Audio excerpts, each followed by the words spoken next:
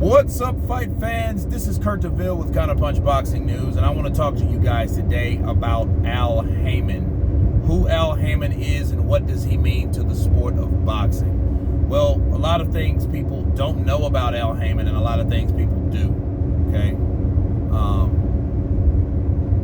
Al Haymon runs a stable of fighters in his stable. A nice percentage, of fighters that he manages, advises in his stable, okay? Al Haymon is the type of guy that he's very smart and he's very territorial. That's one thing he is. And another thing he is very secretive. He's very discreet. He doesn't do interviews. He doesn't do these type of things. He doesn't really care what people say about him. You know what those type of people are? Dictators, okay? He's that kind of guy that he tells fighters on his stable that he advises who to fight, where to fight, and he's that matchmaker. He's that guy that issues out the money, that tells those fighters how it is. He is that man. Those guys don't really have a say-so in really who they fight. They fight whoever he says fight because of particular reasons. He likes to keep it in-house. Again, he's territorial. Now, he won't necessarily tell someone what to say per se. For example, you've heard a fighter say, hey, I want this guy, I want to eat his children, I want to beat his ass, I want to do this, that, and the other. I'm going to knock him out. You know what I mean? Get the funeral arrangements and all this and that and the other. You've heard it. Then they said all that about this fighter, then they end up fighting another fighter. Why do you think that is? It's not because the guy was necessarily scared. It's because Al Haymon told him what to do because it was time to do what he told him to do. It was time to, hey, you're fighting this guy now. Okay?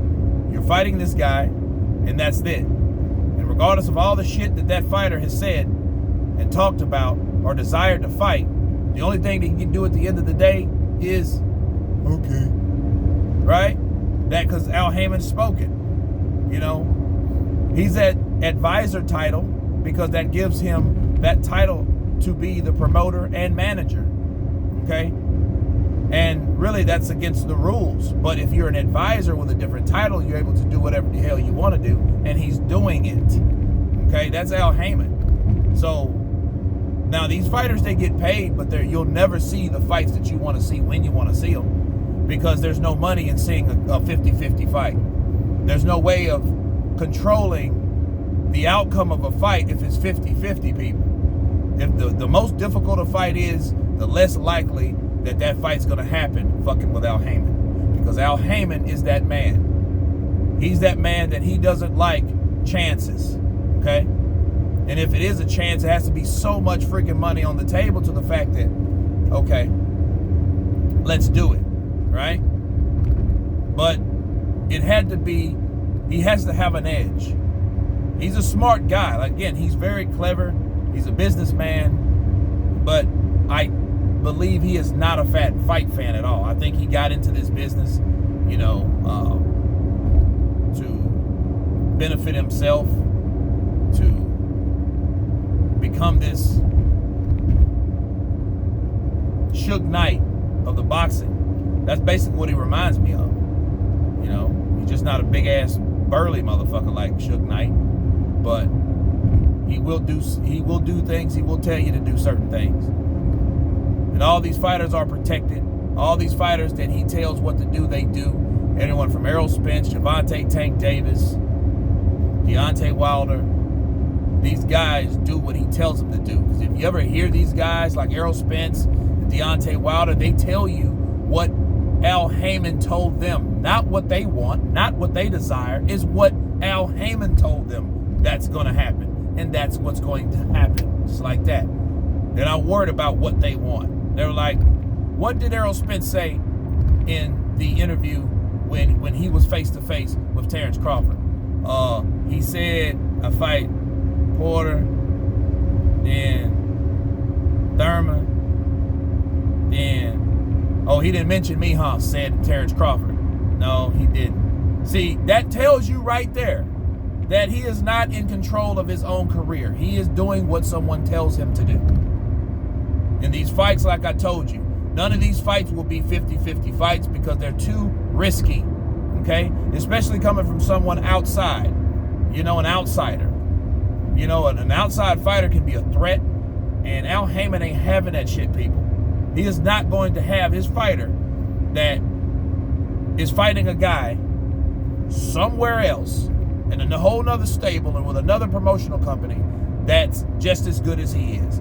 Hell to the no, okay? He's not going to do that. And when you're protected, let me tell you guys something.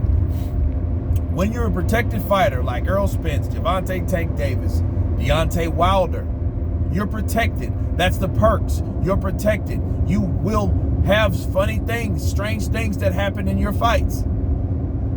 Al Haymon has the power to stop a fucking fight to see if you're okay, to give you more time to recuperate, people. He can do that because you're protected. But that protection comes with a price. The moment you decide, you know what, I don't want to do that, Al Haymon, he's going to fucking stop booking you. He's going to, fine, I'm not going to break your legs. I'm going to break your pockets. You're going to do what I tell you you're going to do, or you're not going to fight any fucking body because I'm not going to pay you to fight anyone. You know what I mean? That's that. So those same people that are protected in certain fights, that strange, weird things went on, right? Those are the same people that cannot dictate their own career. That's it. If that makes sense. Yeah, you're going to get protection, but that protection is going to come with a price. Okay? You're not going to do anything else. You're not going to be able to jump out like Deontay, I'm my own boss. He can believe he's his own boss. Didn't Errol Spence say the same thing? Errol Spence said the same shit, people. Oh, I'm my own boss. Man down promotion. I'm my own boss. But then yet you would tell Bob to call Al. Why would he have to call Al you your own boss? DeontayWilder, same shit. I'm my own boss, fight by fight basis on Showtime. Okay? Prove it. Fight somewhere else besides Showtime. Make us believe you. Because I don't. I believe Al Haymon still runs him. That's why he was able to do the things that he's doing. It just so happened that the things that Al Haymon is telling him to do, he's more than likely on board with. That's why. Now, maybe if Al Haymon told him, no, you're going to fight Joshua, he might not like to fight Joshua. Maybe he did. Because here's the thing about last year, people. Deontay Wilder, all he talked about was fighting Joshua, right? Now, he's not so much. So, one of those guys, one of those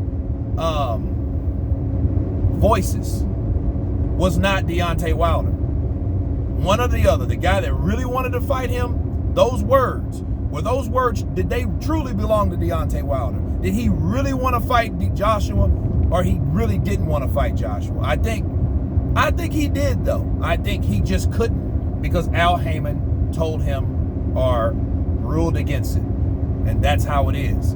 Errol Spence, I really don't know about Errol Spence. I don't think Errol Spence wanted to truly fight Terrence Crawford. Gervonta Tank Davis, I know he didn't want to fight none of fucking Loma. That's why Floyd did not want that fight, for Gervonta Tank Davis. And he pretty much cradled him anyway, until he got pissed off at him. Then all of a sudden he tried to make the fight because, Floyd is a vindictive dude. He's vindictive as hell. So you piss him off, he'll do something like, okay, motherfucker, we got you. I'll show you, says Floyd. So, no, but back to Al Haymon, that's what he is. Again, he owns a big percentage, a big stable of fighters. They're loyal to him, but then